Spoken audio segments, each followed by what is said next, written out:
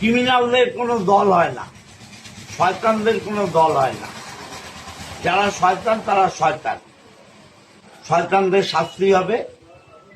Police প্রশাসন আছে, আমরা আছি, সরকার আছে। এই সরকারটা কোন সাম্প্রদায়িক দাঙ্গা হোক রক্তের বিনিময়ে রুখবে। এটা যে কারণেই হোক, যারাই করুক আজকের মধ্যেই ধরা পড়বে, নিশ্চিন্তে থাকুন। আর আমরা এখানে বসেছি, এখানে আমার উপপ্রধান আছে, আমাদের দলের সভাপতি আছে, এলাকার মেম্বার আছে, এই এলাকার মেম্বার পবিত্র আছে, আমাদের ছাত্র নেতা আছে আবির ফাবির।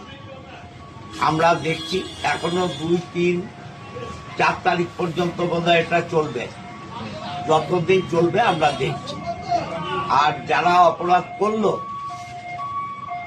তাদের শাস্তির যে বিধান আছে সেই বিধানে আমরা পুলিশকে অনুরোধ করেছি ব্যবস্থা নেওয়ার জন্য।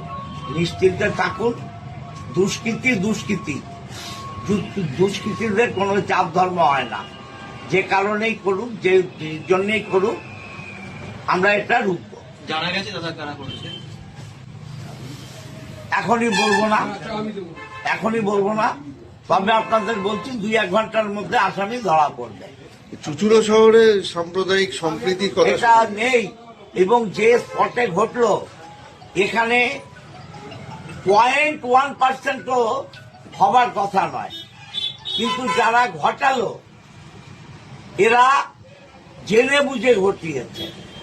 এবং আমরা সম্মান পাচ্ছি, এবং যেখানে ঘটেছে এখানে সিসিটিভি আছে, সিসিটিভিও পুলিশ দেখছে, আমরাও দেখছি। প্রশাসন চুপচাপ বসে থাকবে না। আমরা আপনাদের কথা দিলাম, দুষ্কৃতীরা 2-4 ঘন্টার মধ্যে ধরা পড়বে, এবং যারা ছিল সবটাই আমরা পেয়ে যাব এবং বিচার হবে। কোথাও কি 2026-এর আগে সম্প্রীতি নষ্ট করার চেষ্টা চলছে? এ তো সারা বাংলায় নয়, সারা ভারতে চলছে, সারা ভারতে চলছে। আমরা হিন্দু, মুসলমান, বুদ্ধ, খ্রিস্টান, শিখ, ইসাই, আমরা সবাই এক। আমরা সবাই পশ্চিমবাংলার বসবাস করি এবং ভারতের নাগরিক। যারা চায় না যে এই সম্প্রীতি থাক, এগুলো তাদেরই কাজ, তারাই ঘটাচ্ছে। তবে বাংলায় এ জিনিস চলবে না।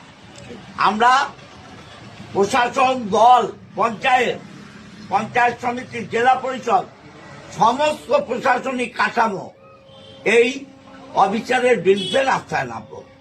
ঠিক আছে।